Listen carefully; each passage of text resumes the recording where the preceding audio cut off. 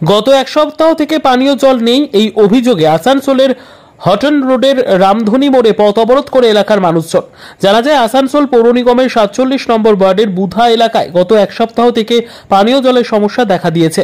তাই অবশেষে পানীয় জলের দাবিতে স্থানীয়রা একত্রিতভাবে পথ অবরোধ শুরু করে। काजल मित्र रिपोर्ट, न्यूज समाज हितैषी। अब तक इधर पानी नहीं खुल रहा, पूरा पानी का तकलीफ है। इसलिए मेयर लोगों को बोलने के लिए किया तो कुछ क्लियर नहीं, उसके वजह से यहाँ पे पूरा ही कर रहा है। सब देखिए क्या होता है। आपका नाम? घेराव किया हुआ है। आपका नाम? अपना नाम अब्दुल रहीम है। ब्लॉक किया आप लोग? हम लोग पानी के लिए किए हैं। एक हफ्ता से पानी दे रहा नहीं दे रहा, मतलब सही से नहीं दे रहा। बहुत परेशानी हो रहा भैया हम लोग। आपका इलाका का नाम क्या है? पूजा 47 नंबर वार्ड। एक हफ्ता से पानी नहीं है? एक हफ्ता से। और भी मेरा हर आदमी नल खुल रहा है, बेटाइम में खुल रहा है, 5 मिनट 10 मिनट दे रहा है, बताइए।